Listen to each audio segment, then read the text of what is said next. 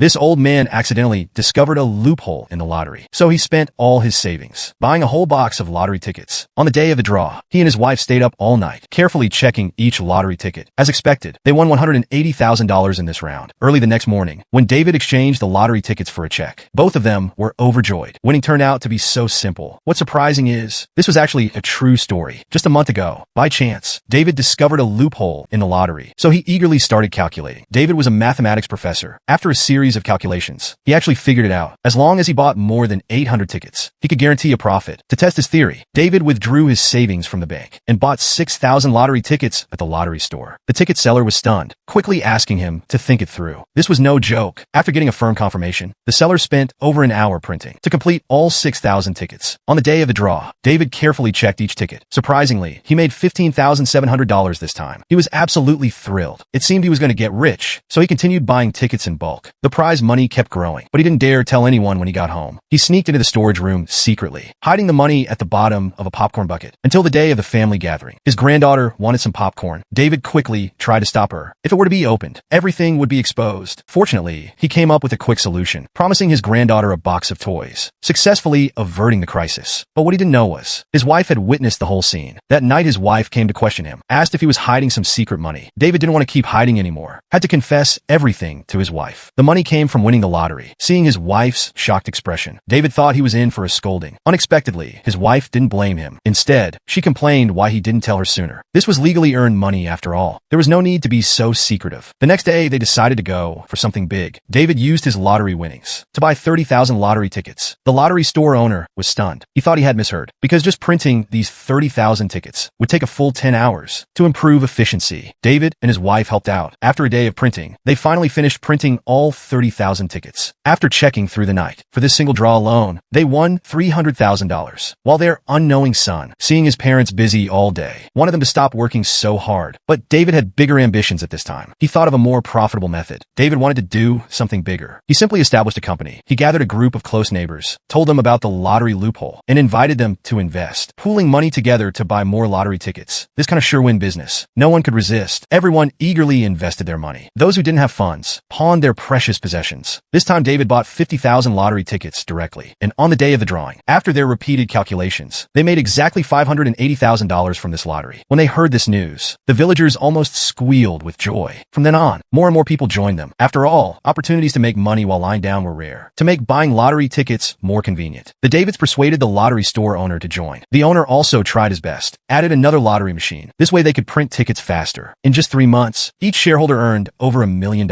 Even the worst off could afford a Ferrari. The originally poor town, with David's help, had undergone a complete transformation. Just as things were getting better for them, 2 young men suddenly disrupted their peace. David was confused by the intruders. The young men introduced themselves. He was a Harvard graduate. He had discovered the lottery loophole long ago, but he didn't buy tickets immediately. Instead, he relied on his exceptional speaking skills. He organized his own team, but unlike David, the young man didn't spend a penny on lottery tickets. He got all the money from his classmates, even for filling out the lottery numbers. He had his classmates do it. From the first prize of $80,000, the young man directly took $60,000, leaving only $20,000 for others to share. But soon his classmates told him most of the prize money was won by another lottery station. So they hacked into the lottery system and located David's position. He warned the Davids to stop what they were doing. David was furious when he heard this. He rejected it without a second thought. The young man left reluctantly, but clearly he wouldn't just give up like this. The next day, he found David again. The young man wanted to keep all the prize money for himself. He threatened David to quit again, or he would hack into the lottery system and steal all the money from David's team. Upon hearing this, David was truly shocked. He knew nothing about hacking and didn't want to lose the shareholders' money. For the greater good, David announced at the shareholders' meeting that they would stop buying lottery tickets. Though everyone was confused by this, they still respected his decision. When David was preparing to go home, his son asked him a question. Are you really willing to let that college student take everything away? Watching his son's retreating figure, David felt unwilling to give up. After returning home, his wife saw David's dejected look. She couldn't help but lecture him. This is our legitimate earnings. What are you afraid of? With his wife's encouragement, David finally regained his fighting spirit. The couple set out on their lottery journey again. On the day of the draw, the young man found the prize money was still very small. When he learned David hadn't quit, he instantly became furious. To get revenge on David, the young man suddenly came up with a devious plan. He decided to hack into the lottery system and set the prize pool to $2 million. This way he could secure the grand prize. Although he wouldn't make money, David would definitely lose money. This move indeed caught David off guard. Meanwhile, David also realized it was the young man who modified the lottery mechanism. If this continued, their losses could be even greater. So So David went to the lottery company, suggesting they make the prize pool amount public in real time. This would make things more fair and transparent, facing such a long-term major customer like David. And since this would be beneficial with no drawbacks, the lottery company readily agreed. On the other side, the young man was expelled from Harvard for illegally hacking the lottery system. After learning this news, David decided to help the villagers make a big profit, but he suddenly discovered someone was removing the lottery machine. He rushed into the lottery store to ask. It turned out this type of lottery was being discontinued. The lottery company discovered that this type of lottery